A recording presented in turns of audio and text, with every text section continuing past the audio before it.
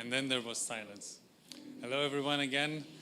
First of all, I wanted to thank you all for being here over the course of these 3 days, these wonderful days. I hope you had as much fun as I did, because I was just listening to you and judging you. Well, again, thanks again for being here, guys. Cancel Cancer is, I would say, one of the best events I've been to in terms of, hospitals, because there were actual patients coming in here, talking to you, just like the previous years. I mean, it's wonderful. And I wanted to congratulate all of you for caring, being here. And I understood that almost all of us had some sort of relation with someone who had cancer. And I guess that gives us a personal touch. So I hope my grandma is proud looking at us. So thank you very much again, and let's begin. So I'm going to introduce the judges in a second. And I'm going to first tell you the rules. So as you know, there is only 3 minutes and only 3 minutes, meaning at 3 minutes sharp, we will stop you. And so please be, according to the time. You can see the time right here as he's, demonstrating. And there will be 3 minutes of questions with the judges. So that's all you need to know, I guess. Good luck, everyone. And I will go ahead and introduce Armen Manoukian, the Managing Director of MSD. He's right here. Sandra Goldbrecht, I hope I'm saying the last name correctly, from the General Partner at Baltic Sandbox Ventures. And Sigita Zuluniene, CEO at Lithuanian Business Angel Network, Litban.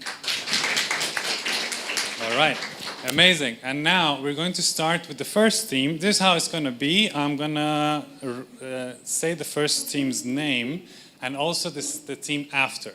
So the team after, get ready. You already should know the list, but just, to give you a little bit of adrenaline rush. So the first team, please come on the stage. Skip Google, talk to me. And the second team, get ready, show up. Make everyone live. Hi, everyone.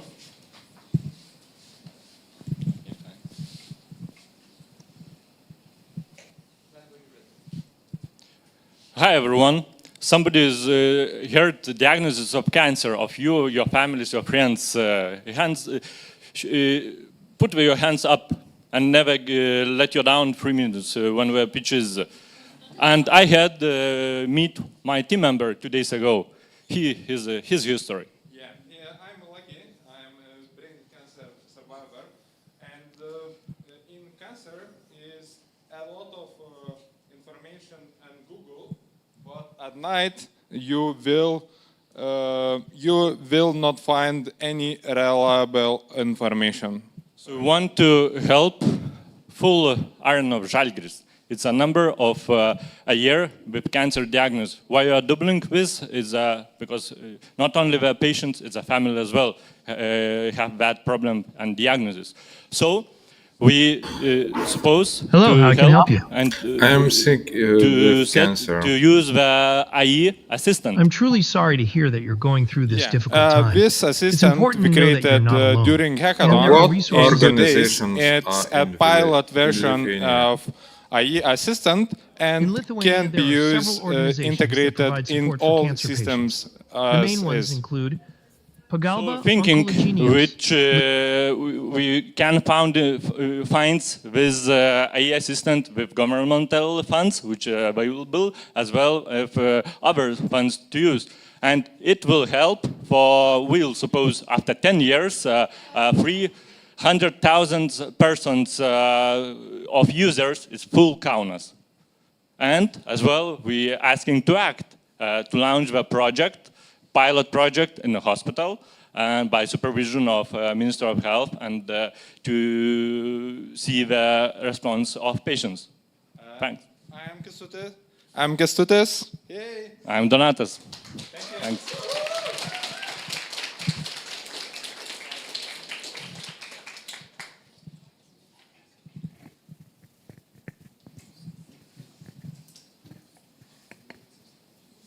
Can you?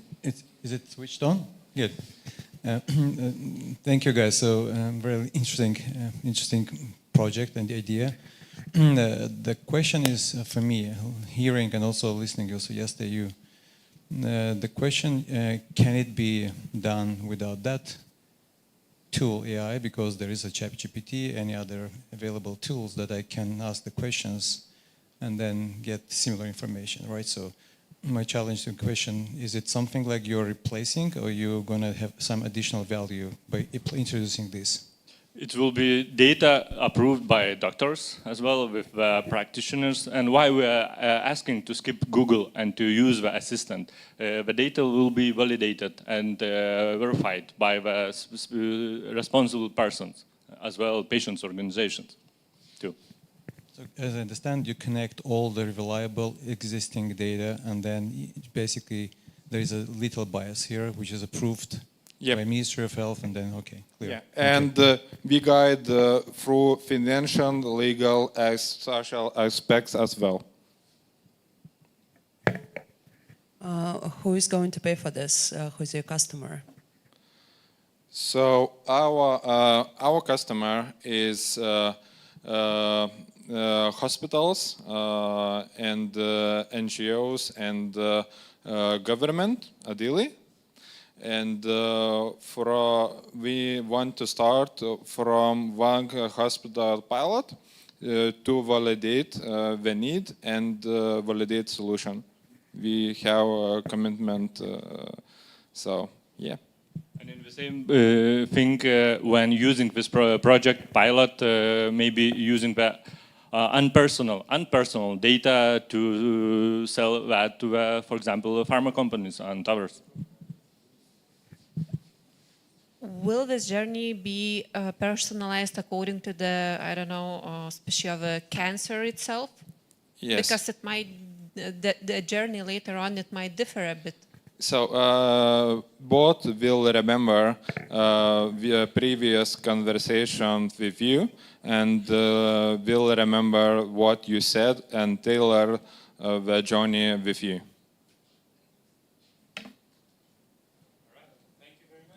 Thank you.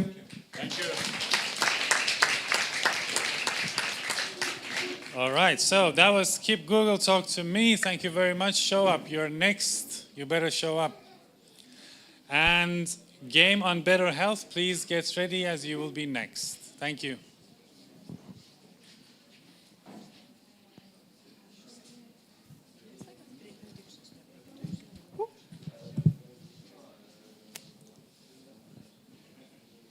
Ready when you are. Can I start? Yes, please. Okay. Gabriela lost her father to cancer. She was only 4. And actually, just before coming here on Friday, I took my mother to her first oncologist visit. And I think that cancer doesn't let you choose a time to cheat cancer. You have to cheat time. Lithuania already has infrastructure for governmental funded programs. They're perfectly fine and they are proven to work.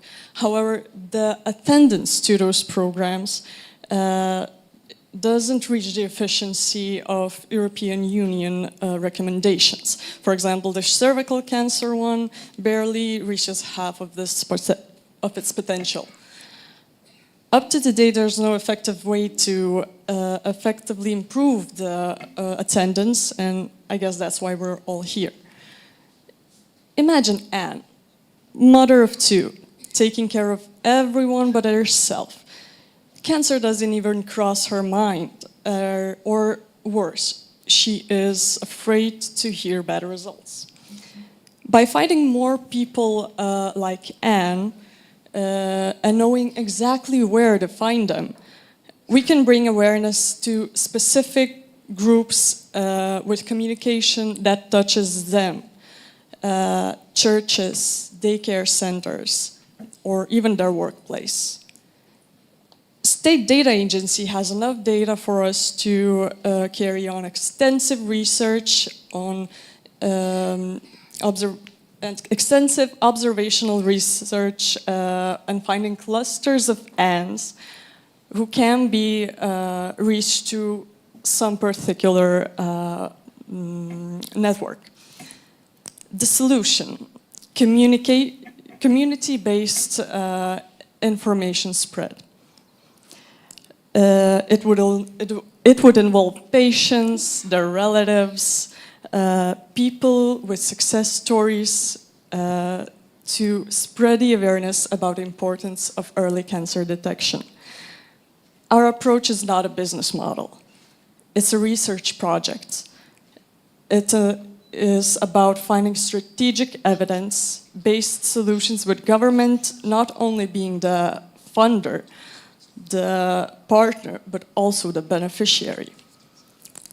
And last but not least, about our team, we have enough experience to start up writing or preparing the project proposal right now.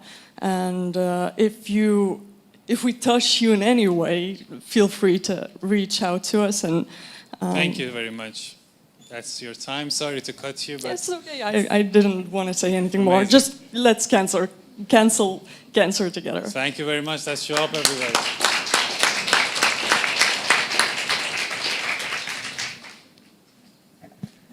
So, what's the main challenge you might face with your idea? The main challenges could be, well, there could be a few challenges. First, we might see data that's not too specific. So too many clusters of patients, we can't reach everyone. This project specifically wants to target people who don't go to prevention programs. So it's important to find them and spread information in a way they would understand. About other, I think maybe we might need some resources like human resources. We will need psychologists, doctors, people who can spread the message, also patients. We might need to find patients and it might be harder. Have you thought about commercialization of this project? Because technically there might be the parties that would be interested in prevention, because prevention is much cheaper than cancer treatment. I'm talking about the government like Sodra, I'm talking about insurance companies and so on. Could you repeat, have we thought about monetization, how to earn money from this, at least to sustain your team? So we think that this is a problem that is not like business. We can't make business out of people suffering or prevention, but the main idea is to write a governmental funded project, and we've been in loads of them. We know how they go, and we know that you can get funding for them, and it's, I mean, I just said that we are equipped to write one right now. Just last question, because we have little time. Sorry. What is the uniqueness of this, your proposal versus existing ones? Can you, in 1, 2? Yeah. If we go and talk to people in libraries, people don't show up if they don't care.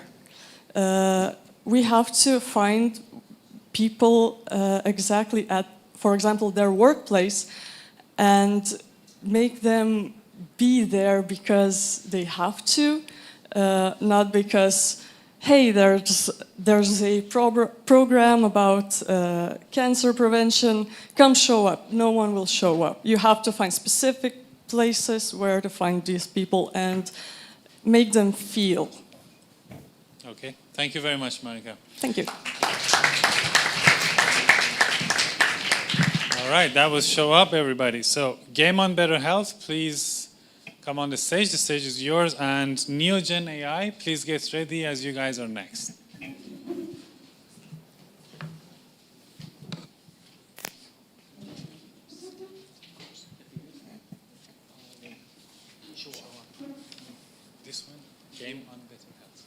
Yep. Cancer cannot define you and strengthen us. That's the word, I believe that.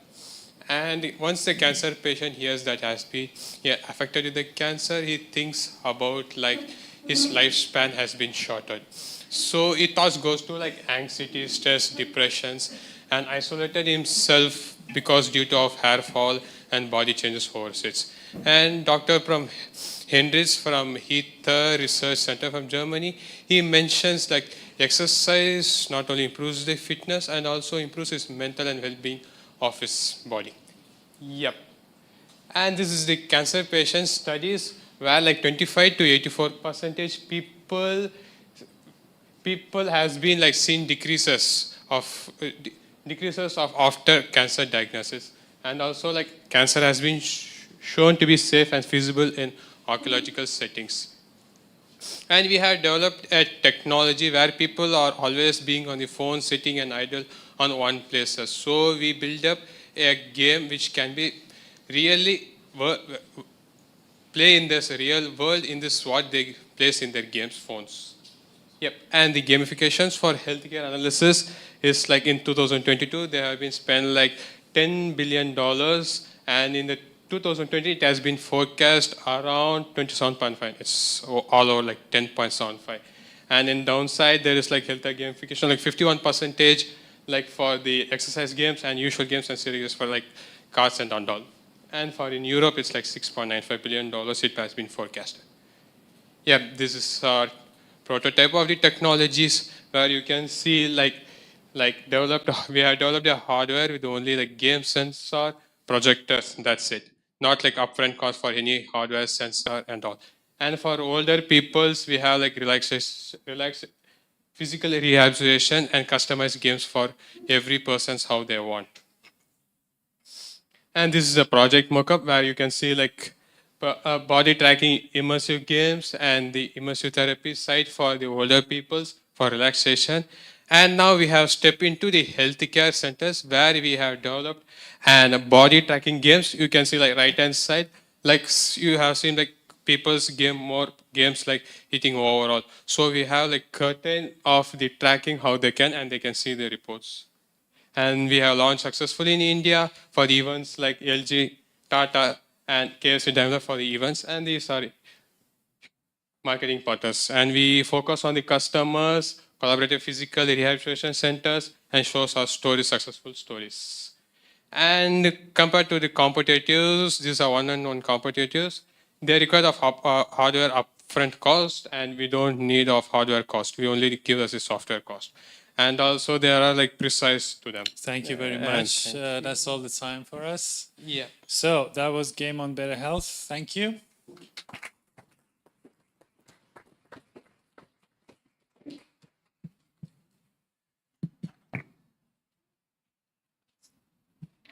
What is the uniqueness of the technology? I mean, there are many competitors on the market who are doing the camera, like, and yeah, they need more sensors, like idea sensors.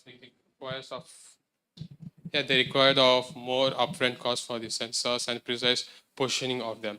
We don't need of like those ones. It's just 10 camera which are available in local markets of 20 to 30 euros.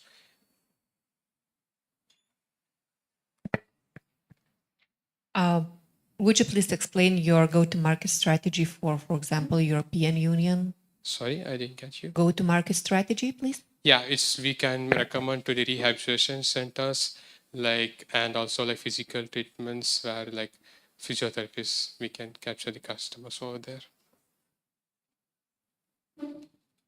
Maybe to explain of a validation of this program or app with the specific oncology setting. Have you already tried to validate with the oncologists, with the rehabilitologists, specific oncology patients? No, we have developed this software like 2 months before only with the body tracking motion sensors. But we have developed this program like 1 year ago, and we are testing and not testing. We are successfully running in event games like children's and playing overall and all.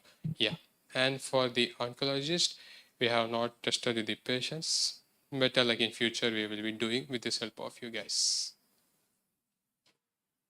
You said that you already have some customers in India. Can you tell us more about the traction, number of patients you're working with, like if you are in any incompetence. Yeah, maybe like I can show you the video.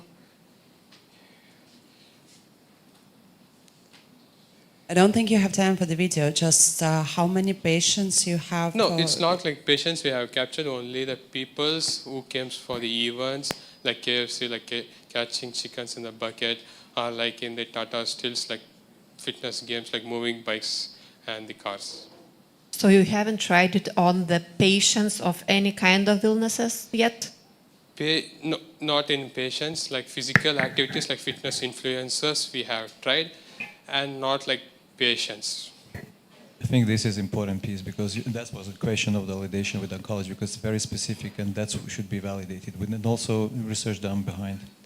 Yeah, it's like we have developed, we are not up to the market because like medical it's like precise one. We cannot step into market not knowing what it wants. So, yeah, but we have like plan. Okay, thank you very much. That was Game on Better Health, everyone. Thank you. All right, so next up, NeoGen AI. Please come on the stage, and ECP, please be ready. You will be right after them.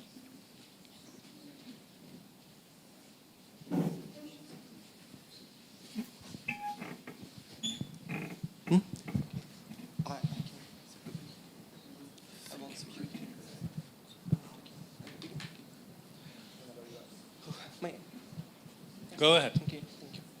So each year, around 500 Lithuanian women lose their life to breast cancer.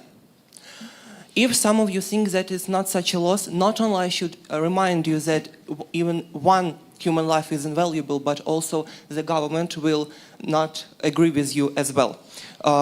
Because for all of these people, Lithuanian government loses more than $4.5 million USA. The problem which we approach is that these people, they are afraid to go through the process of testing, screening, and even treatment if the problem is being identified. Because the issue which we find in that is that people are afraid of the system. And if people are afraid of the system, we should change the system.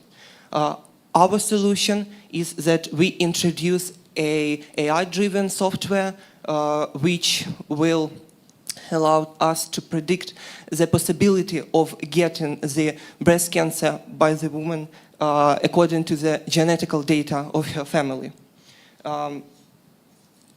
So the idea of how it works is that when this product it is in Isvikata data, in Isvikata service, it is being integrated into its structure because we need governmental data as an input data for our software to work.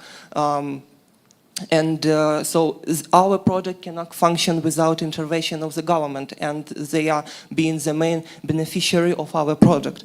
And according to the data which is provided by government, our solution can generate a genealogical tree, and according to medical data of each of the nodes and leaves of this tree, we can predict for a person from the very, very beginning of their life, the moment when they are being registered into Isvikata system, the possibility of getting the disease. And with a set regularity, which should be set by laws, for example, 1 or 2 years, the person should be notified to test themselves according to the prediction matter provided by our software. So if we want to say about the importance of this, our product is not a nice-to-have feature, but a must-have. Because if we want to save people's lives, we need to show them that we are transparent and we are going to show them what is the problem. And if needed, we can even exclude a human being from this process. We can expand on that in the question section. So if you're interested in our idea, you can contact any of our team members, and thank you for your attention. Thank you.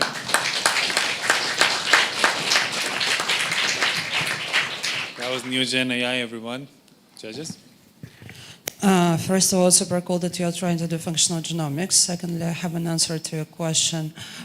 This spring, together with the Ministry of Health, together with other partners, including ourselves, launched an open medical data sandbox, which means you will have the access to the data. You can apply as a startup and you can run the pilot project. My question is, all this Vicata data is coming in very much different formats. The government won't help you here. How are you planning to tackle this problem that there is not a single format for the data?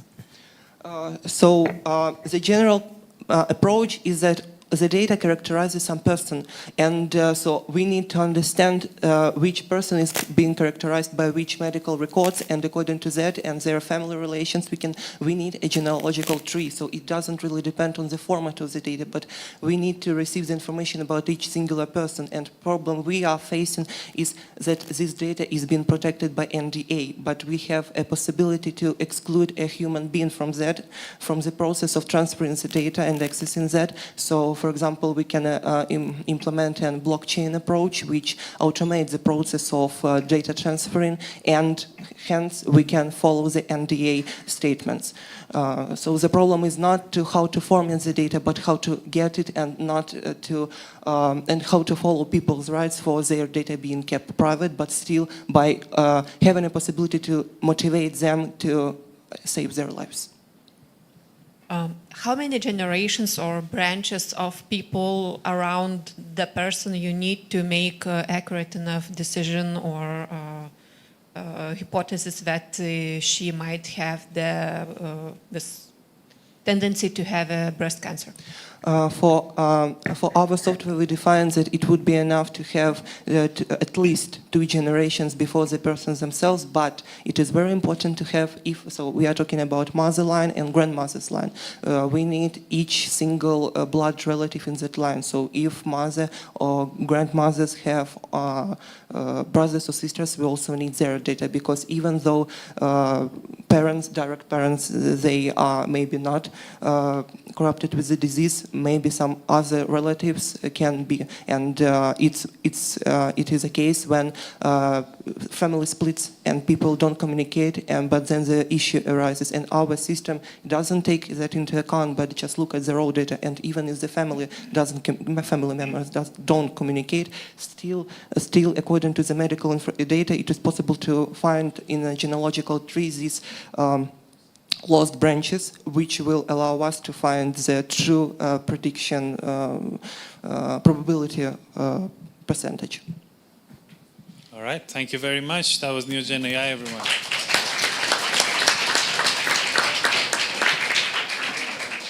Okay, ECP, now it's your turn. And Cervixel, please be ready. You guys are next.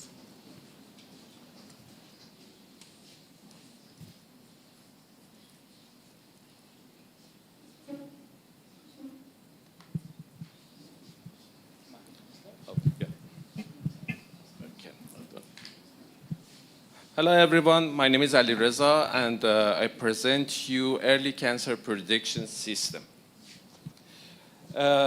Each year, about 30.7 million European diagnosed with the cancer, and only 4-week prediction or detection of the cancer can save 296,000 people.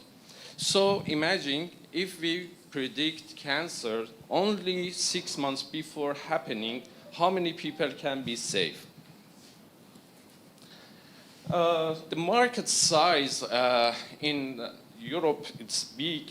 Actually, 42 million people are living in Poland and Baltics country. And the size of the prediction market is about 72 million euro till 2030. And with the growing 12 rating of the growth. So,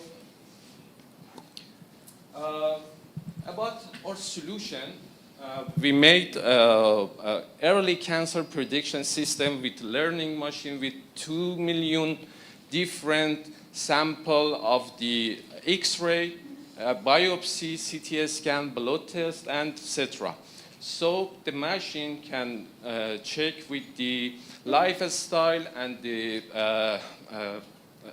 different tests can predict cancer with 82% accuracy. So here you can find our competitors, but we are in the top due to we integrate all the technology like integrating multi-cancer prediction with the AI and with the prediction, with the integrating of different data. So we are here. We already developed our MVP, and MVP trained with the different information. And right now, in this situation, we need support of the academic organization and scientists to improve the model of processing, optimize the model, and accuracy. Our target market, healthcare providers, government and public health sector. All right, thank you very much. That's all the time we have. That was ECP, everyone.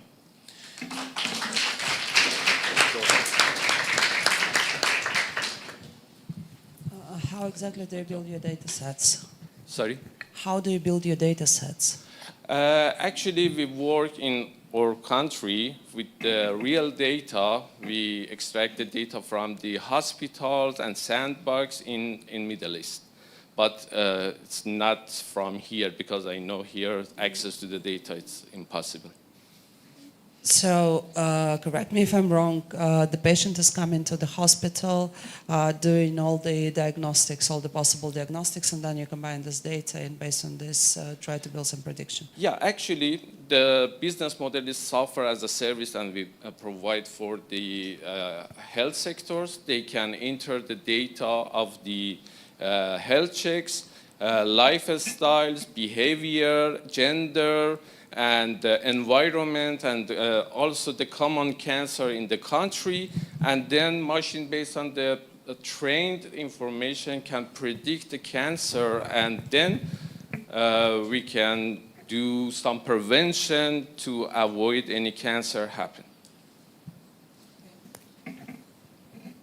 I mean, based on my knowledge, there is already existing in Europe platforms, let's say. So, and then you also shown to us, the same. There is a competition here, yeah. And then also basically the European Union legislation stuff. And you said also there is how you're going to tackle these issues with trying to introduce that with the competition in Europe with existing platforms.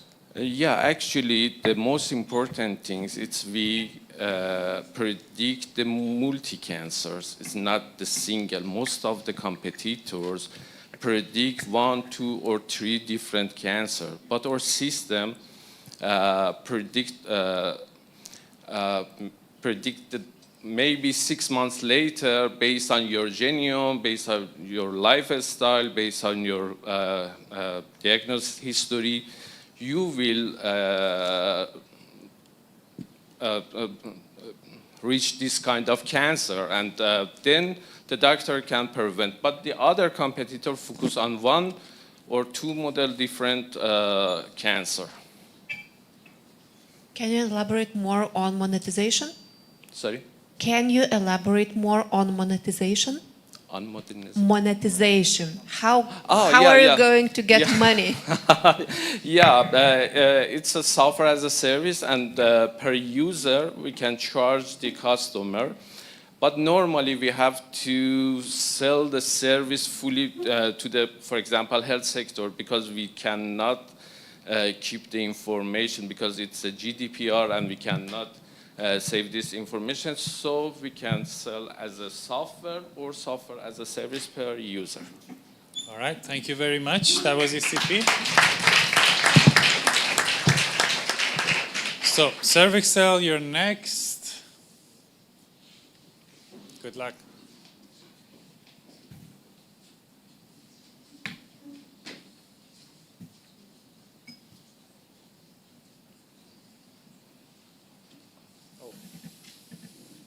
Who's next? Next is break. Don't worry about it.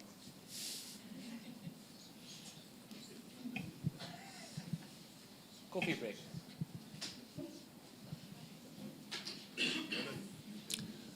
Ready when you are, guys. Start. Thank you. Well, unfortunately, it's not as easy to detect HPV. And HPV causes cervical cancer, which causes deaths in around 400,000 women per year in the European Union, globally. Now, we know that testing is currently possible both for cervical cancer as well as HPV, but something is clearly not working. Let's take, for example, Yanina. She is 35 years old. She is a mother of two, working a full-time job and lives in a rural area. She takes care of everyone else but herself. She does not have time to get tested. After talking with the patients, we have identified main causes preventing women from screening in time, from getting help in time. This is the accessibility in the regions, as well as high waiting time and privacy issues. And now we thought how to bring women from the periphery, from the regions, not how to bring women from the periphery to the doctor's office, but how to bring doctor's office to them, how to decrease the waiting time, and lastly, how to finally remove stigma from taking the test. And we have found a solution. By using CRISPR technology, we can detect all high-risk HPV types. And in our initial studies, we have reached 100% sensitivity. Now, by using CRISPR, we get a lot of things. We get high accuracy, the test is cheap, and it's very convenient as you get fast results in under 30 minutes. Our target audience would be women from 30 to 60 years old. This is the current market, but we want to enter the new market with men and couples. Now, after doing market analysis, we have found that around 88 million women, just like Yanina, are waiting to get tested for HPV. So our potential market comes to 3 billion euros in the European Union. That is not including the new market. Now, comparing with the competitors, we are better in privacy, in affordability. We get faster results and accuracy. About the market size. So by using Cervixel, we go from 13 billion euros, which is currently used, to 3 billion euros. So every year, the European Union would save around 10 billion euros to reinvest into other fields of medicine. And this is the team that will deliver the product to you. As you may understand, Cervixel is an early stage startup, and we still need your support in research and clinical trials, as well as getting medical device registration. Thank you very much. That was Cervixel.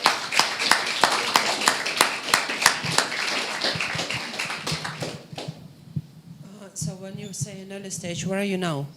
We are in an earlier stage. You know that we have some documents in lab results, and we tested on 200 patients, but in lab stage and initial studies. And the person preclinical about trials. Not clinical trials. Preclinical. Exactly. Yes.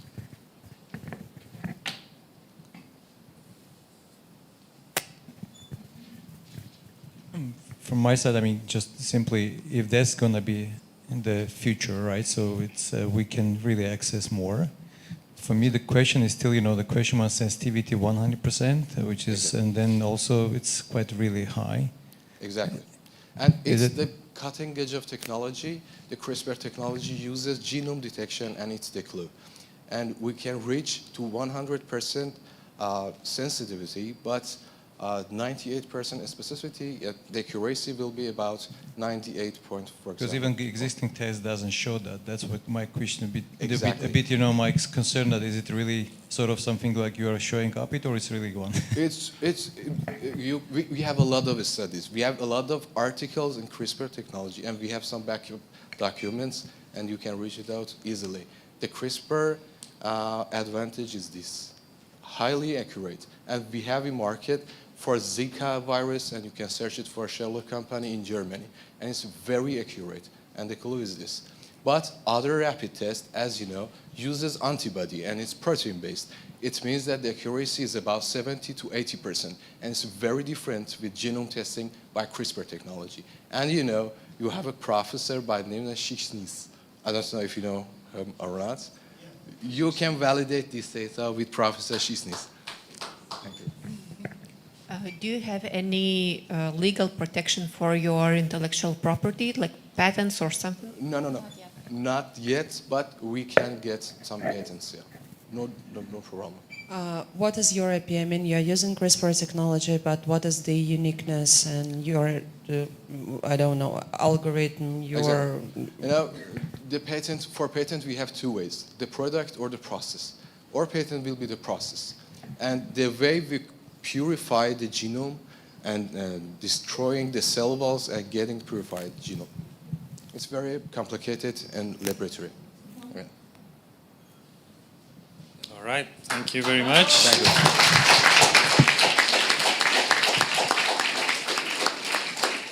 you. Very well done, Cervixel. Thank you, everyone, all the startups. Thank you, wonderful judges. So we will have a 15 minutes break and 15 minutes only. Let's be back in sharply 15 minutes so we can begin the next batch. Yeah. Yes. 5 past. Yeah. 5 past 3. 3:05. Thank you.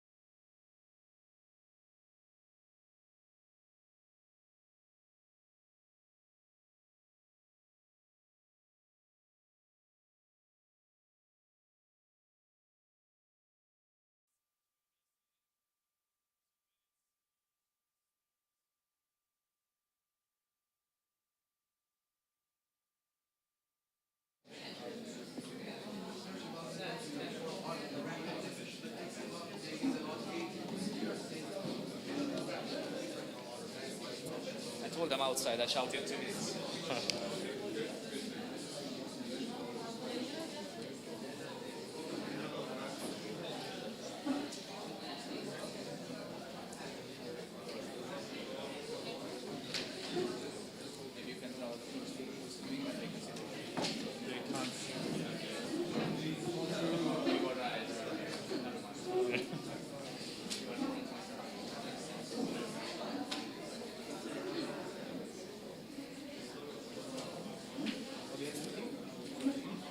I don't know. I don't know. No idea. Okay. All right. Thank you very much, all the participants. Thank you so much, the amazing judges. So we're going to now start with Sport Now.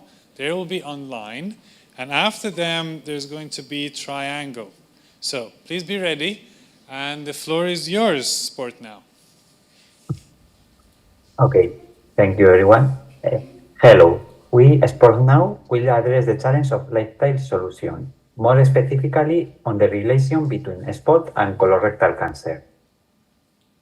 Numerous studies show that sport improves the quality of life of patients by reducing inflammation, empowering patients, and improving tolerance to treatment. People who exercise regularly have 30 to 40% lower risk of developing cancer, and patients that practice sports after diagnosis have 38% lower risk of death. Despite the benefits of sport, people are dropping out. 6 out of 10 Spaniards drop sports between 19 and 23 years old. We asked 40 university students and got these 3 problems as the main reason: lack of time, lack of flexibility, and lost traction. Hello, my name is Pablo, and I'm a 21-year-old student. Last 3 years, I didn't do much sport, and it has been difficult because, for example, in my university, we have a paddle court, basketball court, and my friends and I will always say, oh yeah, let's play next week, but never happens. Why? 2 reasons. First of all, no one wants to bring a basketball 1 hour in public transport.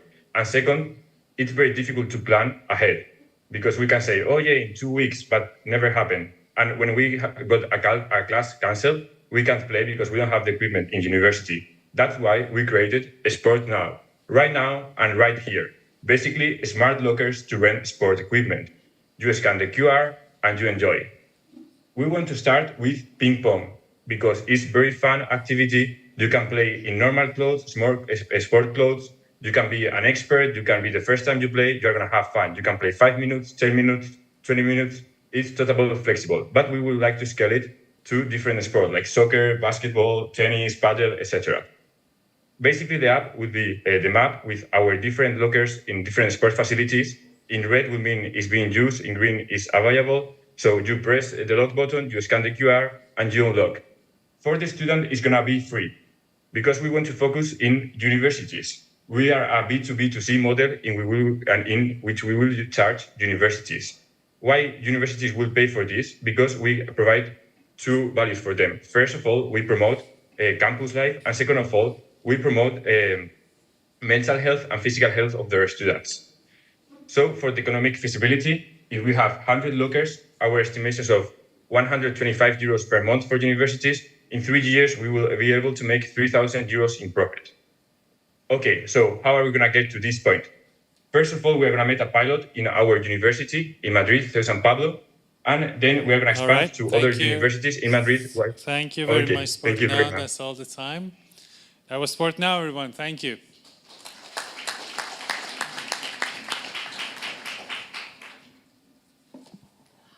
Could you tell us more about your competition? So right now, for example, in my university, you have different options. For example, the competition will be bringing your own sport equipment. That this, for example, is very good in cases you have your own car. Friends that has their own cars, it's easy for them because they can put it in the truck and they use it easily. But most of us, we don't have cars. Most of the students don't have cars that we can put the sport equipment in. And also there are other sports that don't require sport equipment. For example, running, but most of students find running more less interesting than, for example, soccer. And buying also your own equipment would be more expensive than if you want to try one sport. So, for example, a paddle racket can cost 100 euros. So if you want to try sport for the first time, maybe this is a better solution for you. Guys, the question is, I'm listening to you and I'm thinking, what is that what's more about behavior of the people, right? How your program is going to be addressing this issue, the changes of behavior, because there are a lot of other programs, but they're not answering the question. You said that people are stopping, making sports, right? So they're stopping sporting, but then the program, how is address of the my behavior change? So basically, for example, today in the hackathon these days, I guess none of us did a sport. So, for example, let's imagine there was a ping pong table with some rackets on it. I will have enjoyed a little bit of this time playing it. So imagine this in universities, in public spaces. This can be a small change that accumulates into a huge change in society, helping people do a sport and have a better health. Where are you now in terms of the project? Have you talked to universities yet? So what's your traction? Okay. So I have talked with the sport director of my university, and we are planning to. He is up, like he's okay with putting it in the university to try it, to do a validation concept, and yeah, basically that's it. Okay, thank you very much. That was Sport Now. Thank you very much. Thank you. All right, wonderful. So let's have Triangle on the stage. The stage is yours, and Antioma. I hope I'm saying it correctly. You guys are next.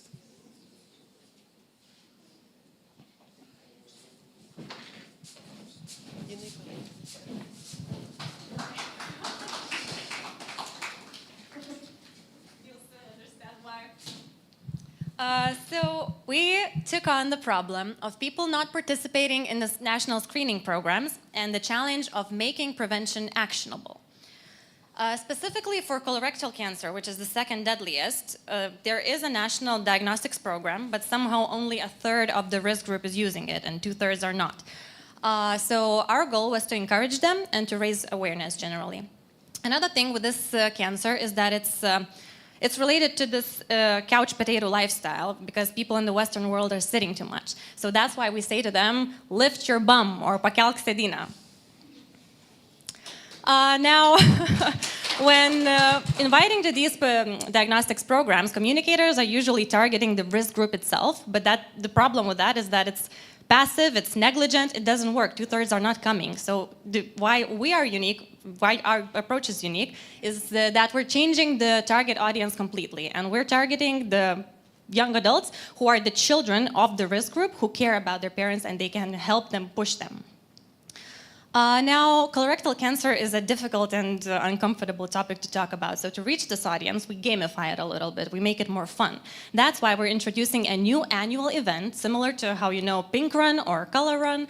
And we're inviting young adults to a national bounce ball race where they have to lift their bums to raise awareness for the action. It would involve doctor consultations on the risk groups, social and commercial partners with a healthy food trucks and stuff like that. So the event would be huge and it would attract massive media attention because there would be a lot of TV reportages that would also reach the risk group because we're not avoiding the risk group itself, this older generation. We're going to educate them with the media coverage, which would reach, in turn, the risk group even in the hard-to-reach regions. Now, during the event, for the participants, we would be distributing free rapid home tests that they can give to their parents when they come back home, and with a little emotional message. It's like a little gift that the children give to their parents saying, please test this for the sake of your children, please. Now, from experience working with Johnson & Johnson that actually distributed such tests in reality for the risk group, statistically 15% of them come back positive, meaning that there's a huge potential for new undiagnosed patients that we can find and then treat and save money instead of treating them in the 4th stage cancer. So, to conclude, with the help of influencer marketing and the media, we would attract masses to this event. We suggest 750 new diagnosis potential of new patients that can be treated in the 1st stage rather than the last. Massive media coverage. This event is scalable and diversifiable long-term because we can also cover other groups, and it's a win-win-win for everybody. So we just need to organize it. So from our team to you, please support, participate, and get your parents tested.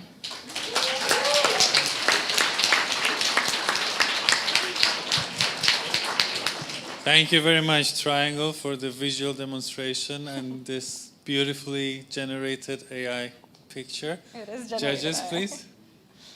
I mean, here in the back, you do have a lot of supporters. and the idea is really nice. And my question would be, scalability, of course, what is it you are thinking behind? Because if it's does one and then you have to think about what could be your plans for scalability. It's one. Yeah. Second question: who will be your first stakeholders that you want to start working and addressing? Okay, so scalability is definitely on a plan. We could first start with the bigger cities or only Vilnius, and then we could scale it to other cities nationwide so that we can do this in regions as well. And we could cover other types of cancer as well, not necessarily colorectal. So it could be just like a race for any type of cancer, testicle even, which is also has been done in the UK similarly. And we would... Actually, we had some sponsors in mind. We think that many pharmaceutical companies and commercial partners would be interested to be involved in this kind of campaign. So we have a list that we saw, that we researched, that are working with the colorectal cancer awareness campaigns. Also, Johnson & Johnson, I have been working with myself or Cervixel. So we have a long list that we could partner with and get their money to organize this, because that's what these companies do. They sponsor such events. It's a easy business model. MSD is missing. But you're not working with colorectal cancer. Have you tried to make any calculations on, for example, how much would this campaign cost for Vilnius, for example, or so any calculations on how much? We have done some calculations, but we haven't settled on one because it all depends on the goal and scalability. So, for example, we also talked to some members that such a similar event, like a pink run or something like that, it could cost around 50,000 euros or something like that. But it all depends on how many cities we're doing, how many partners we involve, if we're working with the municipalities, and how many sponsors we get. So we did some calculations, but we didn't want to include it to just not to be wrong. But generally, like a few tens of thousands of euros. Yeah, perfectly understood, because the sky is the limit, of course. All right, thank you very much. Thank you. Definitely favors People's Choice Award. Okay, thank you very much. And Tioma, the stage is yours. Again, I don't know if I'm saying it correctly. And Finding Hemo, you guys are next. Finding Hemo. This one is Antioma. Antioma. Yeah.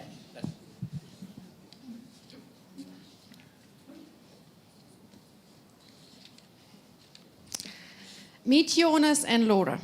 They are neighbors. They will both develop cancer in 2035. And then that year, sitting in the kitchen, they will drink coffee or tea, and they will discuss why. What could have we done to change it? And they will be among 16,000 other diagnosed that year, and among over 6,000 newly diagnosed that could have changed something, because their cancer was related to their healthcare behavior or any other risk, and this could be prevented. This would reflect in 30 million euros in 10 years. What we can do to save those 30 million euros in health and public costs?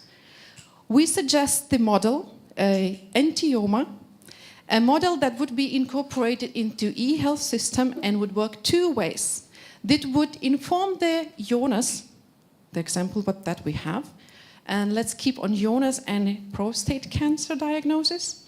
So maybe this example would show that Jonas will get the notice from the eHealth platform that he has a risk and he should do something and visit a doctor.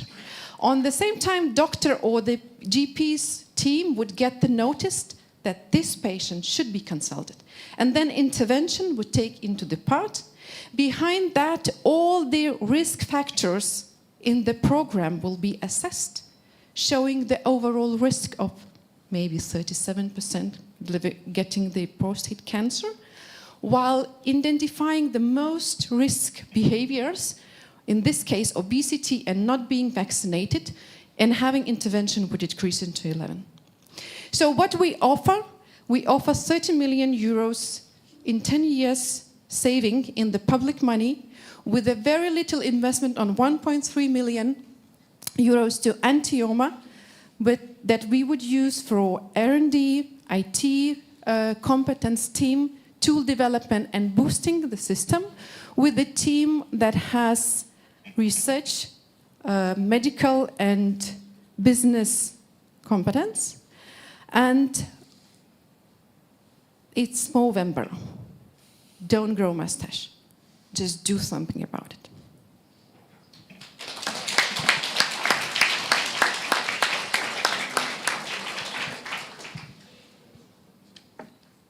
Thank you very much. That was Antioma. Very impressive. Maybe one question, colleagues, what you need from the budget perspective or any needs to implement this? What is your thing? Because looking at hearing you, it's just tweaks to be done in e-health system and that works.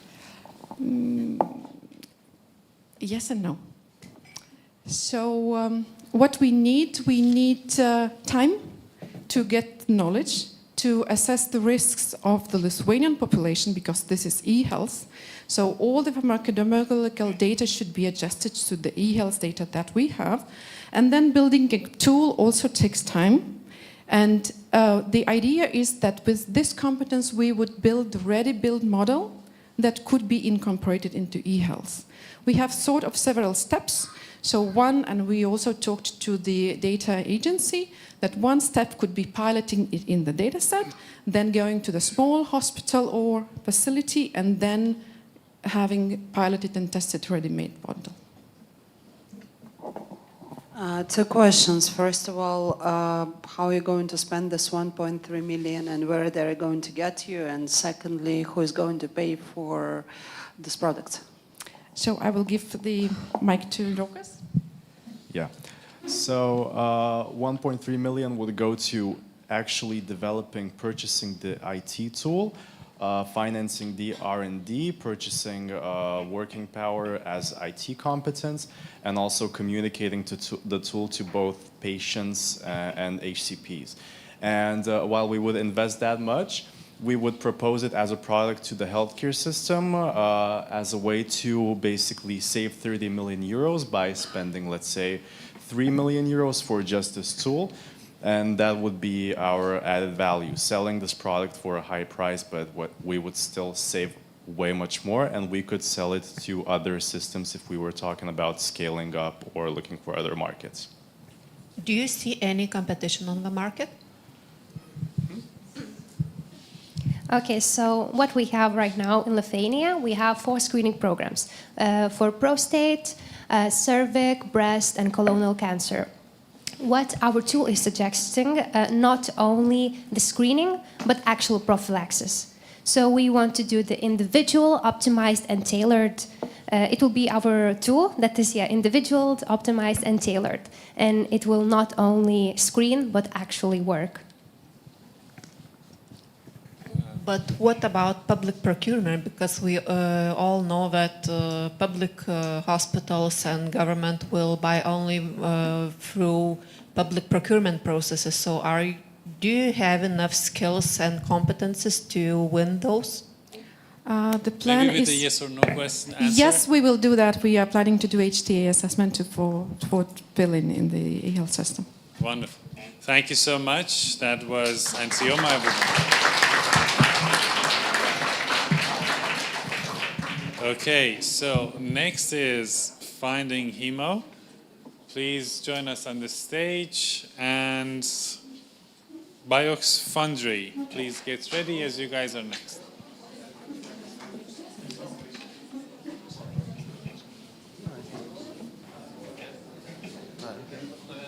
Ready when you are. Hello everyone. We are fighting hemo, and we will make a cancer checkup available for everyone. A few years ago, I lost my grandfather. Unfortunately, he died because of colorectal cancer. He was not the only one looking at the statistics. In the whole Europe, yearly 150,000 people die because of this cancer. And 1 in 2 people do not get screened, and my grandfather did not too. So mostly why people do not get checked out of this cancer is because nowadays testing is very uncomfortable, it's inconvenient, it's fear-inducing, it's overlooked, it's burdensome. So we came up with a more convenient alternative for everyone. And it's called Finding Hemo. So what is it? It's basically is like a toilet freshener, which dyes water to the blue color if it detects blood. Criteria. So our Finding Hemo is actually cheaper than our competition nowadays. It could be used for multiple use. One freshener for 1 month, and it's actually very convenient. It's adaptable. It doesn't have a huge time consumption, and you do not have to change your daily habits because of that. So our business approach is B2B. We would partner up with pharmacies, and we would make cancer pre-screening available to every person. This is our team, so we are for studying medicine. We will be medical doctors soon. Because we're in the last courses, we have 1 bioengineer and 1 IT guy.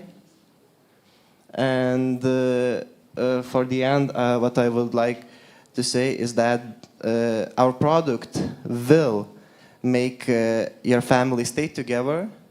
And I cannot bring my grandfather back, but I actually can help you to check for your relatives if they are safe from that cancer. So invest in the revolution, invest in the future, where the health screening becomes a daily routine.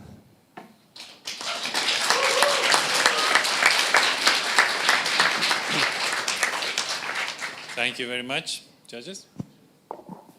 At what stage of R&D you are at the moment?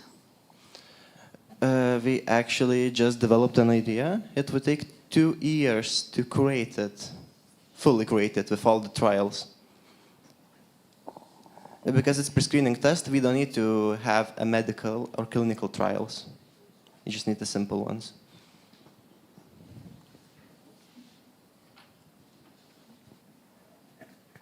Do you see any challenges on the way?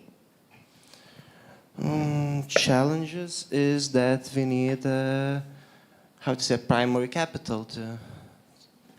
How much do you need at least for, first working tested We estimated that it would be about to 10 to 15,000 euros to make it and to check the most optimal regions. That would be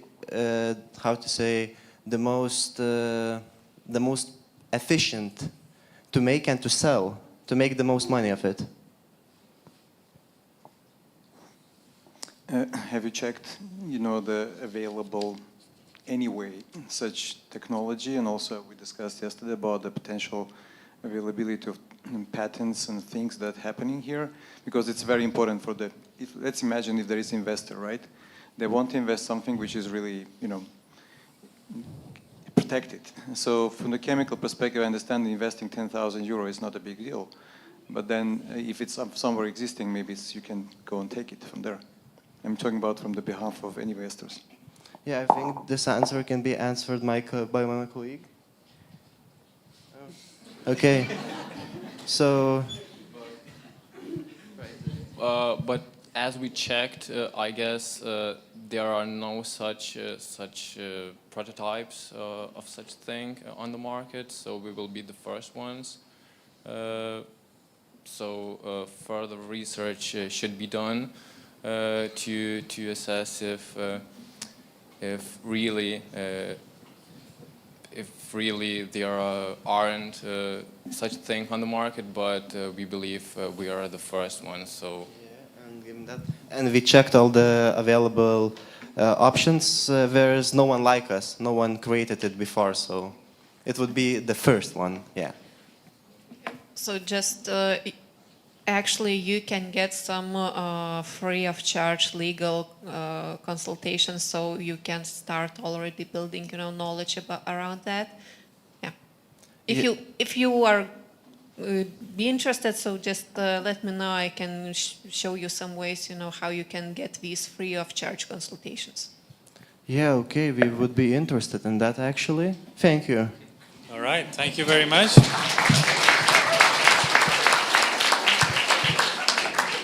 Okay, that was BioX Foundry. All right, so let's continue on with OncoZero. Oh, sorry, BioX Foundry and OncoZero, you guys are next. Right, hello everyone. So today I'd like to present to you what we've been doing at BioX Foundry. In order to do that, I want you to meet Tadas. He's a lovable 3-year-old kid who loves playing with Legos. One day his mom noticed that he had a stomachache, and after a few visits to the doctors, they had devastating news. Actually, Tadas was diagnosed with a rare form of kidney cancer. And imagine having to tell that to his parents or telling that to Tadas that he won't be playing with Legos in a year's time. Actually, these types of cancers aren't the only thing that can affect Tadas. For example, there are other cancers that have the same smart CB1 protein deficient gene, and they are very aggressive, and patients survive less than a year when they have the diagnosis. Unfortunately, this affects kids like Tadas in the vast majority of cases. We didn't like that, so what we found and what we propose is a completely new model on how to create treatments for rare diseases like the one that Tadas has. What we did, we took a well-documented approach that's called reverse vaccinology and is used in vaccine development, combined it with the state-of-the-art tech stack, and the result was that we actually can provide better outcomes and prices for gene therapy. And obviously that still needs to be tested for efficacy, but the hope is there. So basically this is where we are now. During the hackathon, we actually managed to create the whole treatment candidate, and we can literally order this now from the manufacturer. We even received the quote that the first test batch would be free, so week's delivery. And this is how we got there. So as you can see here, we found true metabolomic pathways, which are open source libraries, the protein that's responsible for the cancer division. Then we did molecular screening and found the whole protein structure. We converted that to the strings, which we used to incorporate into the plasmids. And then what we do, we assemble the plasmid that's ready for the production, which is the stage we're at currently. And then we have the validation step, which hopefully proves successful, and we can give kids like Tadas some hope. I'm sure you're thinking, how is this possible, or why is it cheaper, and what's the benefit? So actually, as you can see, versus the classical approach, the approach we provide is basically making a dent in each possible scenario where you can do gene therapy. And this is the team that's going to make it happen. And we invite all of you to help us to give kids like Tadas a chance. Thank you very much.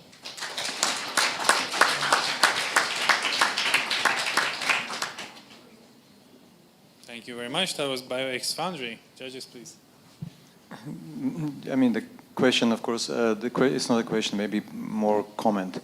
There is already existing, things happening in pharmaceutical industry, right? So of course, that such models, such molecules, whatever, I think there will be only proposal, like you have to go more into the presenting to the pharmaceutical, reaching out. Of course, there are some people sitting here in the pharmaceutical industry, right? So me too. So that only thing that you have to really go and talk to. If there is because I cannot comment, we don't know all the preclinical, clinical, every company's pipeline, right? So, but it's already going to that direction. It's a vaccination, it's a treatment, the molecule is existing. I know that some platforms we have as a company, also like other companies are developing. Yeah, so you should present there. Okay. So essentially, as far as I understand, we're talking about the computational drug discovery, and in your case, your parts that you're building is a platform for it. Yeah, so basically what we're trying to achieve is to create a model that could be open source even, where you could create, as you said, by using open source metabolomic pathway libraries, like literally a gene therapy model. So my colleague just showed here, for example, the tech stack that we're using. And when I said state of the art, I really meant it because things like AlphaFold and let's say Vector B, they didn't really even exist a year ago. Well, AlphaFold not in such a great condition as it is now. Mm-hmm. And how you're going to earn the money from it if you make it open source? Well, the thing is that we need to consult legal because we're not sure, but in some cases open source can be patentable as well if the technology is deemed novel and meets other criteria. But we still have to consult legal. There are two other ways that we could do it. First is create the candidates as we did today and actually sell the candidates to research and development companies who would like to procure them. And another one is actually to, let's say, take it via an open source way to the market. And when you imagine like these sort of things, right, you think, okay, so it's going to be patented, novel, and really expensive. But why does no one think that like you can just do a generic gene therapy, right? And you can make money from that as well. So these are like the different options that we are thinking about. How much time do you need for, let's say, first possible feasible contract with pharma or something? So that really depends on the test results because due to the nature of, let's say, efficacy testing, we can do one compound candidate per week. And that really then depends how the testing results happen. Let's see, because now when we get the compound... Sorry, I have to stop you. So sorry about that. Maybe we can continue later. Okay, thank you everyone. So much. All right, that was BioX Foundry, and OncoZero, please. Okay, I see you're here already. And one click, you guys should get ready and you'll be up next.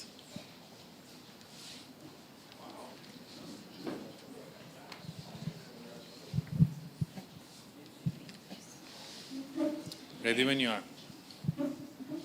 Okay, we are Team OncoZero to cancel cancer. So this is Dr. Covenantry. She is an anesthesiologist and she was scammed. Why was she scammed? Because she was diagnosed with late stage of lung cancer. Even though she never smoked, she's lived a very healthy lifestyle. How did she get this? Maybe if we detected her cancer at an early stage, it would have been better. She wouldn't have been this traumatized. So how do we solve this problem? Let's dig more deeper into the problem. At the moment in Lithuania, the prevalence of lung cancer is 4th in the whole of Lithuania. About, as you can see in the chart, 32.4% of people die due to lung cancer per year. And at the moment, we do not have a lung screening test for Lithuania, and it is going to start only on January 1st. And this is also only based on high-risk group people, which is from the age of 50 to 70. So what about the people who are at low risk, like the doctor that we saw? Or what about the people who are at a less age? How do we solve this problem? The best way to solve this problem, we have come up with a small device called RhiNano. This is a nanotechnology device, portable, non-invasive device that can help us to detect early stages of lung cancer. How does this work? We use microparticles, VOC particles, used as biomarkers from the exhaled breath, which is being detected by the nanoparticles, interpreted by machine learning model AI, and hence treating whether the person has lung cancer or not. So we can detect early stages from stage 1 and 2 and give an accurate diagnosis based on that. At the current market, of average cost of lung cancer screening in Europe in the year of 2021 is 150 to 300 euros per person. Based on RaiNano, which is a one-time investment of 1,500, very portable and easily reusable piece, we can reduce the testing price to as small as €1 per person. Our current market size in total available market of 29.5 billion, RaiNano would be a source of available market of only 20.0 million. You can see that CAGR of 11% growing from 2022 to 2033. This would be the perfect time to introduce our device into the system. Our business model will be B2B, so we'll be going business to business, and our target customers would be primary healthcare providers and health insurance companies. And our marketing strategy, as we have already established the primary healthcare providers, we will be educating them using Google Ads and pilot launching it first to reduce the risk factors and then introducing it into the market. All right, thank you very much. That's all the time we have. That was OncoZero. Judges, please. So what stage are you at when it comes to the development of the solution itself, the hardware? The technology has already been developed, as you can see by our competitors before. We are using the technology and we are going to add more to the device, such as filtering the product to increase the accuracy of the device and making it more accessible and portable. Sorry, I cannot use this. This is going to be our prototype of the device. As the technology is already developed, it would take around 6 months probably to just develop the device in itself. My question regarding specificity of they say the particles, then it could be, is it because lung cancer you cannot just simply do with the particles? Yeah, we checked along with the technology. As we are using gold nanoparticles, the sensitivity is up to 96%.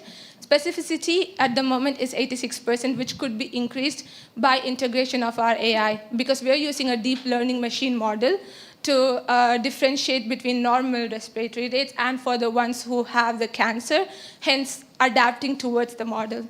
So it can increase the specificity. So if you can elaborate me, how long will take all this? Because it may take ages, right? So we are looking, because like I said, the technology is nearly already developed. We only don't have FDA approval yet. This, in my opinion, would take probably 6 months to 1 year only to develop. And to get the FDA approval, 6 months? Hopefully. I mean, I like your optimism, but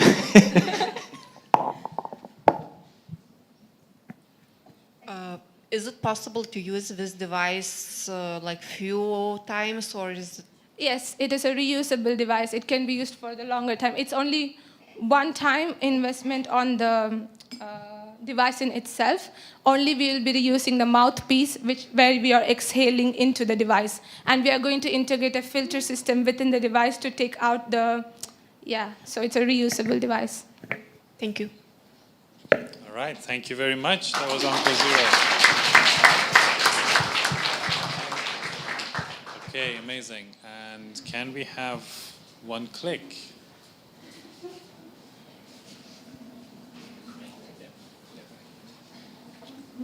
Stage is yours, guys.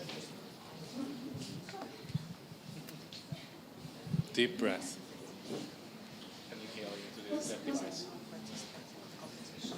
They are still. They are. Yes. Yes. Good question. You can start. So I turned 25 and I received a message that I'm invited to a cervical cancer screening program. I was very excited, but then it was difficult for me to book. And as a medical student, I was like, why is it so difficult to book? Why I find it so hard? My friends as well, medical students and other people, found it difficult. So we are saying that scheduling is the main problem, and it leads to low screening participation in Lithuania, which is below European average. What if I told you, or what if we could be like Finland and increase the numbers in participation rates by 20 or 30%. Our solution is integration of pre-booking systems. We would offer an IT solution. We would collaborate with eSveikata. And instead of getting a simple message, you get a message that you have an appointment on Wednesday, 9 a.m., this address, and you can either come to the appointment, cancel it, or with a simple click, reschedule it. We would need planning and stakeholder collaboration, software development, testing, and integration with eHealth. So here you see Denmark, and they incorporated it. So it's not a new idea, but it's a new idea to Lithuania that would solve quite a big problem. For example, in UK, breast cancer pre-bookings saves around £100 million per year. And with our estimates, which are not super accurate, Lithuania could save from €1 million a year. And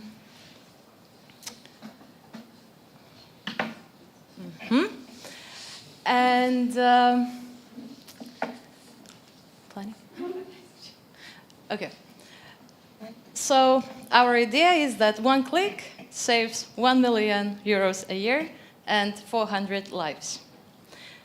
And yeah, as I mentioned, we would need to collaborate with SAM, with State Health Insurance Fund, Cancer Institute, and also we would need developers, we would need IT solution, because we are medical people here.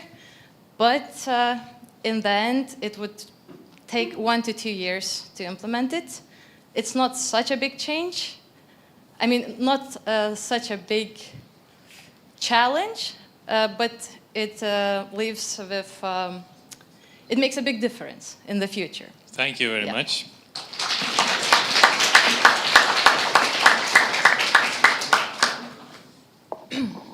So my first question, why didn't the government do it up until now? Or like other IT companies who work with the government and eSveikata? Well, I guess we are trying to be like Denmark and other Scandinavian countries, and we are following them up slowly, step by step. So we haven't done it yet, and we should do it. Same as the centralized healthcare, which we don't have it yet, but why? And yeah, we should. So, did you talk to people who might be these people who are getting the notification that you have an appointment? So do you know their position? Would they use, would they go? Yeah, we asked our friends, because we came up with an idea yesterday, which is not a new idea, but yeah. So at least around 10 to 15 people would use it. From how many? In our age group, as like Cervixel. So how many did you ask, and how many said that yes, they would do? 2/3, more or less. But it's very, we would need to do a proper survey, ask people, ask patients. Yeah, like it's very much as an idea. Yeah, just building on that, I think there are a lot of differences. Why? Because you ask yours proximity. It means that particularly your bubble, your people, that your mentality, right? There are some reasons behind why people from the regions, particularly it comes from regions, why they're not going. So from concept testing perspective, the proposal will be you go a bit broader to test it, and then they consider. Yeah, our pre-booking engine, it would be based on a patient's location. That's our idea. And like the clinic availability, so it would be a bit more connected, and then with these like rural areas or, yeah. It was about more behavior. Behavior, why they don't do this. Because comparing Nordic countries with the Baltic, it's a bit different from mentality perspective. I'm talking about trust and then also the health system. We see that also vaccination, right? If you take vaccination rate, 90%, 95% in Scandinavian countries, but you take the Baltics, all 3 markets are absolutely lower than others. So there is something behind it from the behavior perspective. That's why concept testing about why they don't do this is important before you go to implement something in the lab testing. Yeah.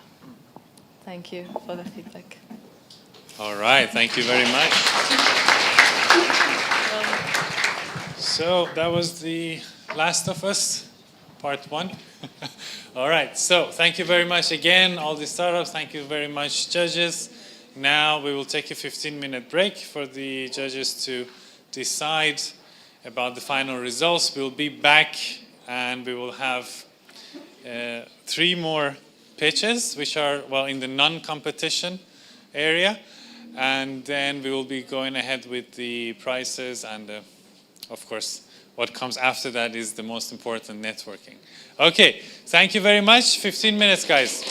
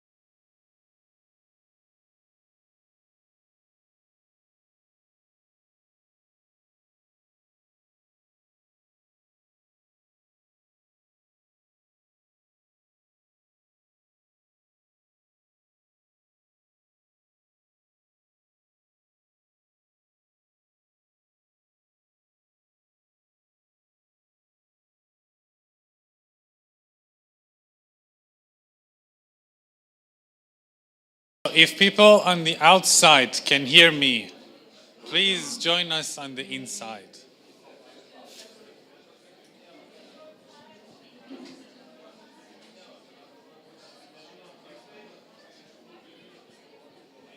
Follow the light, guys.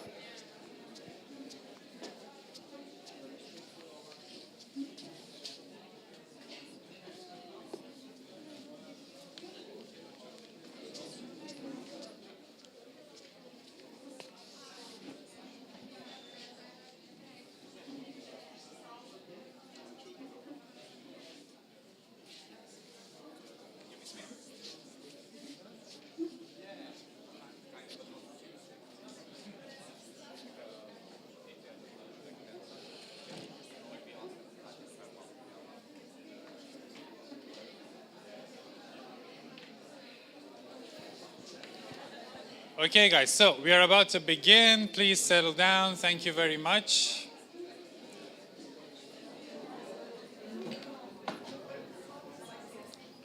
Okay. So in case you didn't hear me, let's settle down.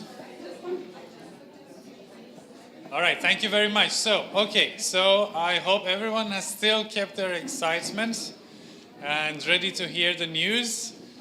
And the winner is all of us, of course, right? Amazing. Okay, great. Thank you once again. I can't thank you all enough to be here with us this year. But the show is not over. We're going to continue with a wonderful, wonderful team. I've had the pleasure to actually talk with them before as well. So let's please welcome Chancellor from Lithuanian University of Health Sciences Gymnasium.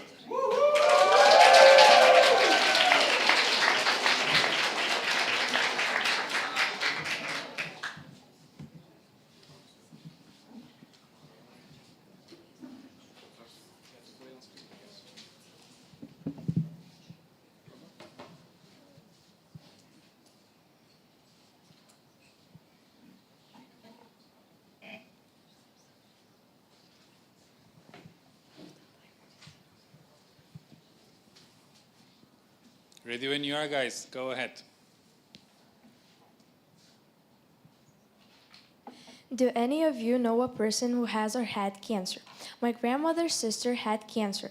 She had a lot of difficulties getting out of bed, and she didn't eat anything. Half a year after she got diagnosed with cancer, she died. Imagine if I could have stopped this. So this is what our idea is about. So we created an app called Counselor, which helps people who have high risk of getting cancer. In our app, we offer personalized diets and exercise plans, which builds up to daily habits and self-checkups. For example, did you eat your breakfast today? Did you brush your teeth today? Did you drink enough water today? And did you walk 10,000 steps today?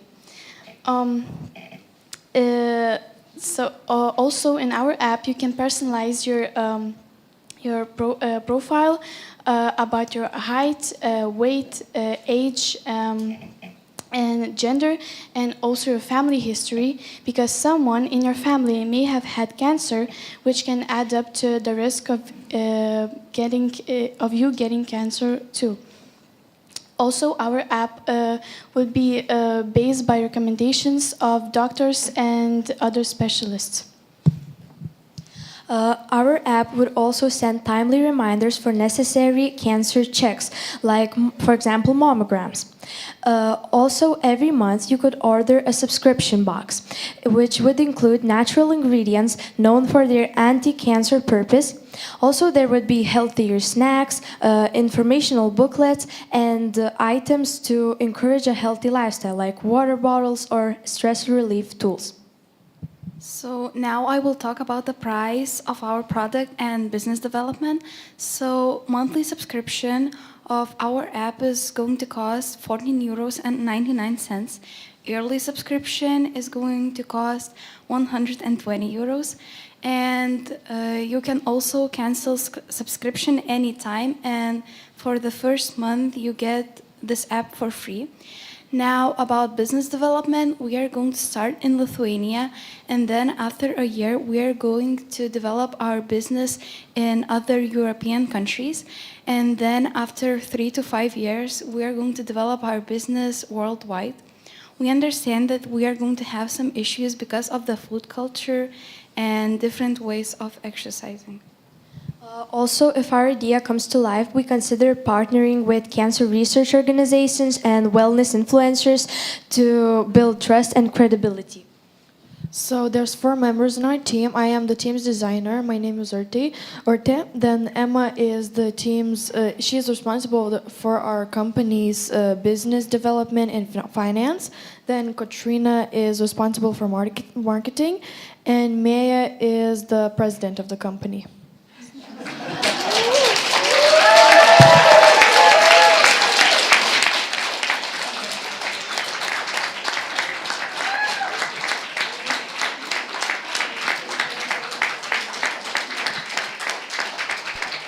Amazing. As they say, Shonole so, and very well done, guys. Please stay on the stage. Maybe we will have some questions from the judges.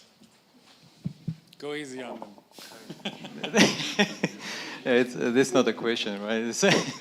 I just listening you are the already young entrepreneurs. 4 beautiful, ladies, entrepreneurs with them. I just want only one suggestion. Can I be incorporated in my morning alarm when I get it? Yeah. Usually you get your morning alarm. You have to wake up, and the wake-up call is it's not a sound, but say, Armen, don't forget to eat healthy food today, and then do this and this. Just a proposal. But great idea. Thank you very much. Thank you, also. I see a lot of startup pitches, and honestly, you pitch better than 50% of the mature startups on stage. Congratulations. Thank you very much. Yeah, I can agree on that. Thank you. All right. Amazing. Thank you once again, guys. You did brilliant.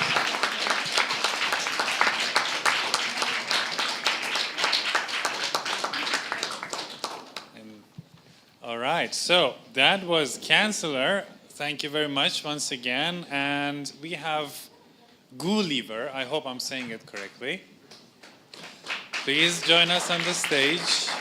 And right after that, we will have MDS. So I know you guys were born ready, so you no need to get ready.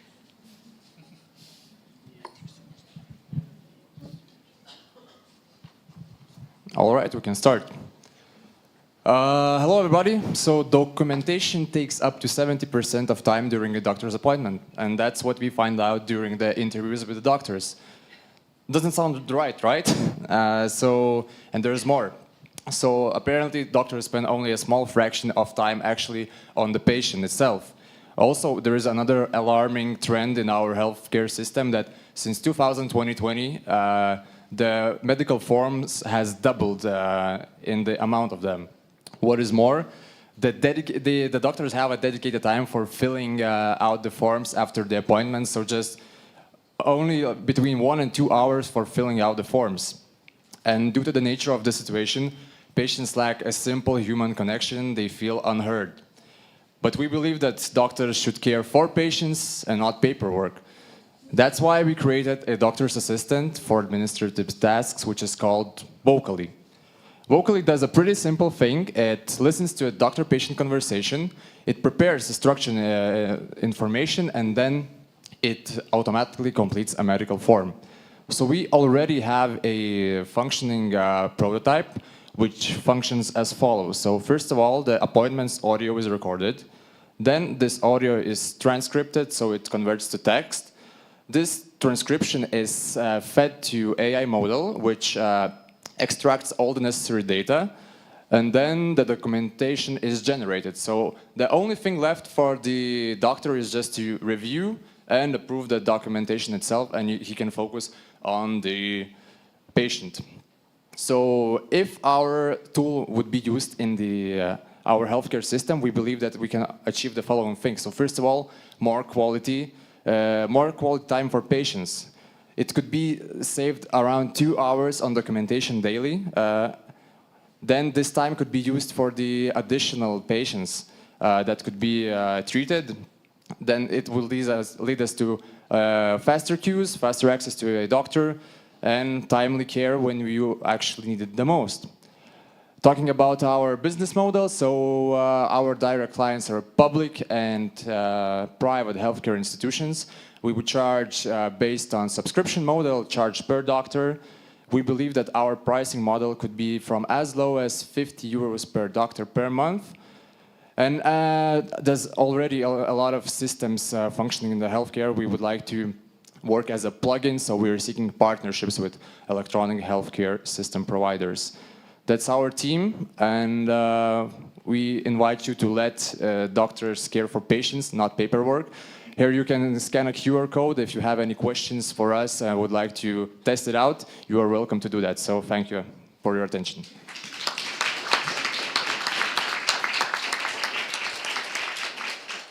Thanks very much. Very well within the time as well. Judges, please. Yeah, so first of all, great idea, because we all hear like doctors struggling with all this documentation. Mm-hmm. And my question is, why nobody is doing it yet?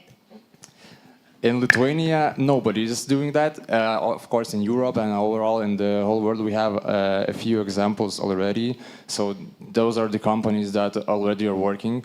But in Lithuania, there is one barrier, which is the language. Also, our system is really scattered between a lot of IT systems. So it's hard to integrate with them.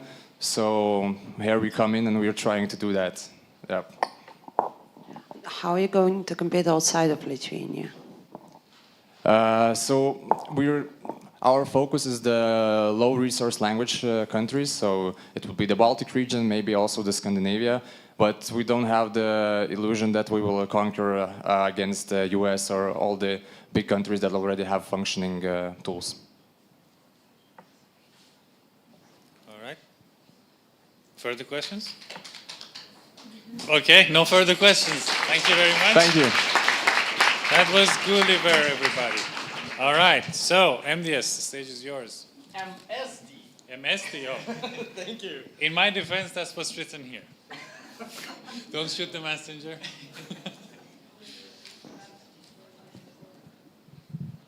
And that works like this. Yeah. First of all, oh no, it's not capturing my heartbeat, because I'm excited. I'm excited to represent a company of very dedicated people, my colleagues, and I'm excited to see how many people have decided to join this venture and dedicate their time, because time is the most precious thing that we have, and this is why when I say we, I'm talking about my company, my colleagues. We want to say thank you, honestly. And we also hacked an idea, and we want to pitch it, and maybe we want to plant a seed. And this is 3 questions that I will try to answer what we've did this weekend, because we need to report to our general manager. So, why? Why HPV-related cancer elimination is important? There are several known viruses that cause cancer in various areas. And how does HPV cancer stand out? Well, HPV-related cancers are all preventable. And if we are talking about Lithuanian situation or global-wide situation, cervical cancer is 100% caused by HPV, but there are also other localizations that are killing our people. And as you can see in this table, jokes, of course, the scientists have already calculated that in 2019, HPV and HBV, so hepatitis B virus-related cancers, have stolen from us €1 million. 100 million euros, sorry. And what makes HPV prevention, why HPV prevention is important is because the vaccination rates in Lithuania are suboptimal, and 10 districts we have are extremely heterogeneous. So if we compare the best performing district with the worst, it's twice the difference. And what does that mean in numbers? That means that 15,000 teenagers that should have been vaccinated are not, and this is why we need an efficacious catch-up campaign. The targets are that 90% of girls should be vaccinated by 2030 by the World Health Organization and Europe's Beating Cancer Plan recommendations. And what is a catch-up? So catch-up campaign is when healthcare institution or specifically a doctor is reaching out to a patient that was not a pupil, that was not vaccinating, and trying to convince him to come to the healthcare institution. So we've checked, it's like more than 700 clinics, and it's like thousands of nurses, thousands of doctors that should make calls and organize a schedule to catch up with those 15,000 teenagers. And we came with a solution.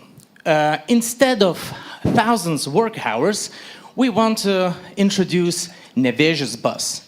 So this NeoGen bus is oriented only, thank you, it's oriented only to do catch-up. And this is the plan. It's simple and easy. So we have already aligned that University Cancer Prevention Coordination Center could apply for EU for Health funding, which is still the deadline is January 22, but maybe it's possible. And then they integrate as per BIS data into creating a transparent and visible HPV dashboard, and could, it's barely see.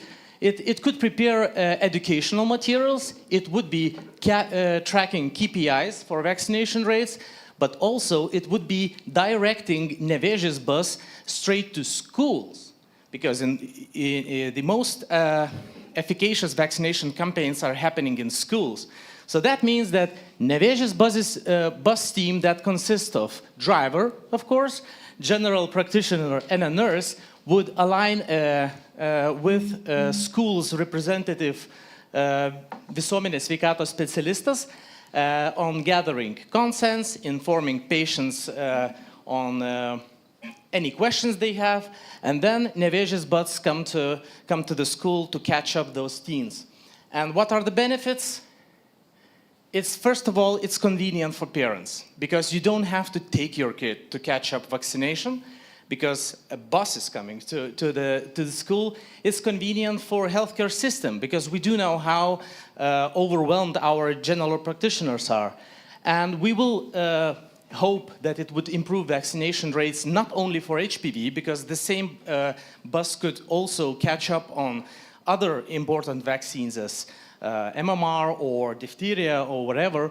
And this would be data-driven decision. We would have working motivated, fit-for-purpose team inside the bus, and it would be cost-effective. That's about all. And lastly, if I may say one additional word. So I would like to thank Inga for making this happen till the end, and for all the volunteers that spent this weekend working. And there is one more additional person that I want to thank, which is unfortunately not here. Victoria, kudos to you. Thanks for your effort. With all your help and professionality, we are proud. We as a company are proud of what you did here, and we do hope that it will cancel cancer in the end. Thank you very much. Round of applause.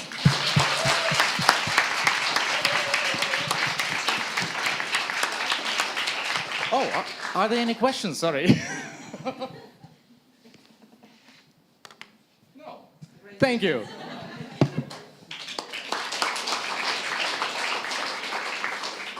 All right. right, so thank you very much. Basically, you said my monologue. I was going to give a TED talk just like you, but, well, you stole the show.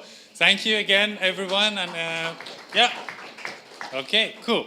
So I'm going to get right to it. Who's ready to hear the prices? Cool. So here's what we're gonna do. We're gonna, if you remember in the beginning we did We Will Rock You, but now we're just gonna stomp, right? Yeah, there we go. So, amazing. What we're gonna do first is I'm gonna ask Sandra for the floor and a very special prize that Baltic Sandbox Ventures has for us today. A round of applause, please.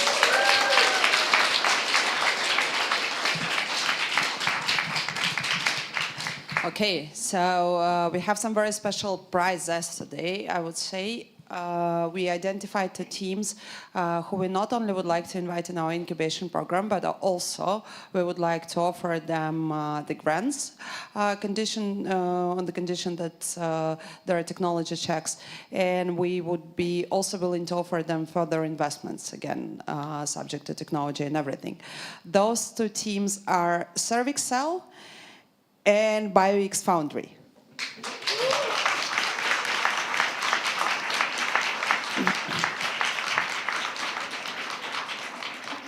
Apart from this, we identified 4 teams who can benefit a lot from the knowledge of how to build a startup, how to build a business, get in touch with some mentors, some potential investors. So we offered them the participation in the incubation program. And let's see what's happened next. The teams are Antia, Finding Nemo, NeoGen AI, and Skip Google.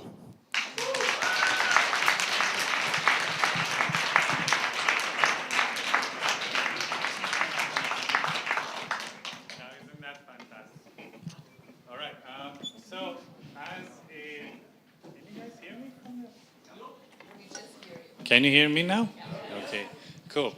So, well, usually when I'm on stage, I'm not excited or nervous. I'm usually very calm and just, I blank out. But I'm really, really excited for you guys, for those of you who got accepted. It's going to be amazing and brilliant. We actually also were accepted into the incubation program, the last batch. We run alumni, and we've grown a lot since then. These guys are professionals, and I'm very happy for you guys. You guys definitely should grab some beer afterwards and celebrate this. Amazing. Okay. Beautiful. All right, so we're gonna continue with the prices. All right, cool. So the third prize, 300 euros. Let me say this, I have said it before, but I'm going to say it again, gross. Yes, this is pre-tax. This is important. So don't come later to me and say, hey, you said this, where is the rest of my money? You took commission. I didn't take commission. Okay, thank you very much. So 300 euros and 200 euros from Benu Pharmacy gift voucher. And I would like Ruta Turchinskiene, to come in. And she was actually our previous Hospiton winner.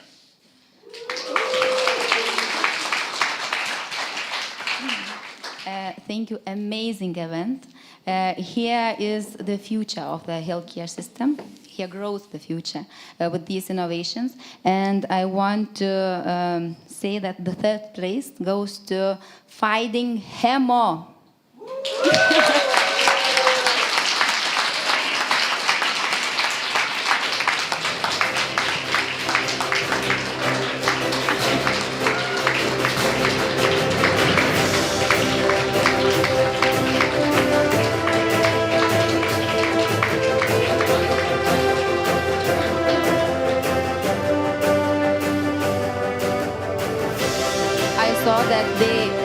They felt discovery, joy, and it's seen in their eyes. So I know that it's logical and with big potential.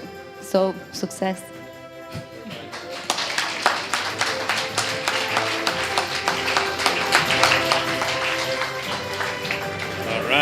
So, some more excitement, shall we? All right, so the second place, guys.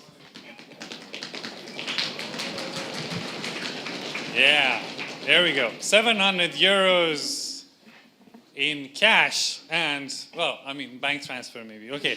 And 300 euros from Benno Pharmacy gift voucher. Mr. Armen Manukyan, please.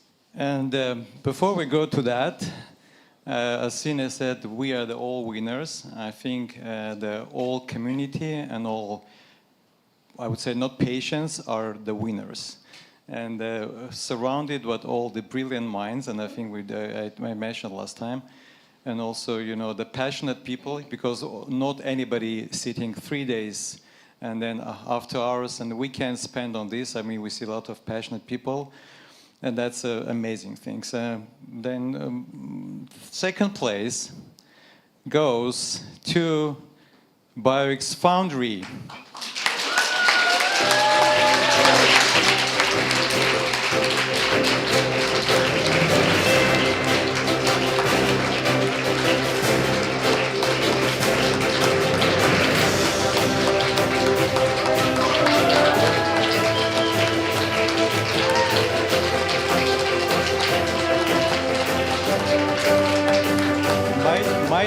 My takeaway from this, listening these guys day ago, I would say that the key thing is you have any idea in your mind, you have to clearly communicate. You should clearly communicate. They've done a great job starting from yesterday when they came with the idea, which I have no clue what they're talking about. Absolutely. I was looking at these guys, they're really great, you know, the experts in their area, but the key thing, you know, to always to keep in mind, clearly communicate, and you've done a great job. You've been able to do this. Thank you very much, guys. Thank you.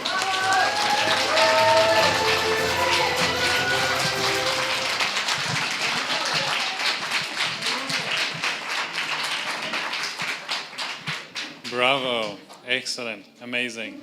Okay, guys. You all... Okay, there we go. You look beautiful. Thank you. So, I will announce the first prize as what it is, not who it is. So, an exclusive trip to University of Cambridge for a meeting with leading cancer researchers, sponsored by the MJJ Foundation. We'll hear about it in a bit. Maybe a little more of this. Yeah. 500 euros from Bennu Pharmacy gift voucher and a 2-hour legal consultation with Timelex law firm from Belgium to help your winning team navigate the legal landscape. Yeah, really wow, because that is the essentials that you need to build before you even start your venture. And I would like to introduce Katrina Stankute Yaschem. Stankute is fine. Thank you. That's why I keep my 2 surnames. I think that the most important thing next to money and investment to the startup is connections, right? So I personally believe in this, and MJJ Foundation, which attracts scientists to Lithuania and also sends young future scientists to study abroad, as this kind of hub for connections, we are very glad that we can announce the first place, which and this prize, which actually goes to Cervixel.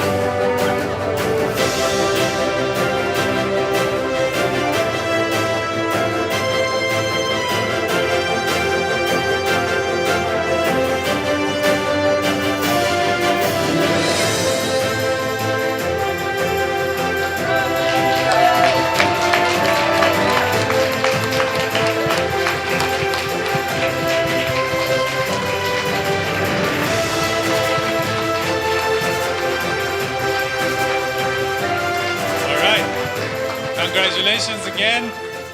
Wonderful, wonderful. What a session. what a way to spend the weekends. And once again, what a way to, well, cancel cancer. Okay, guys, I hope you've had fun. I want to tell you one more thing, that, of course, there's going to be another, well, Hospiton' Hackathon next year. So please subscribe to our channel and follow us on social media and join us again next year. The show is not over. We had a particular interest in social media, if you guys remember, social media challenge winners. And I would like to, well, no enthusiasm, nothing, really? Ah, there we go. Okay, so maybe we could have Ernesta Pilnikovaite.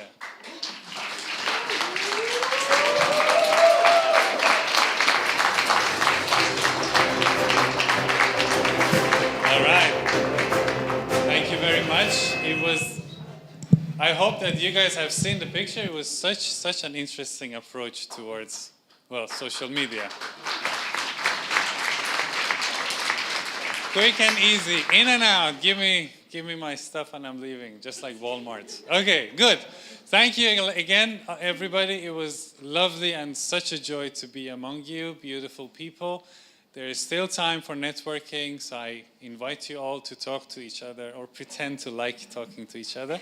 And thanks again. Have a lovely evening. See you next year.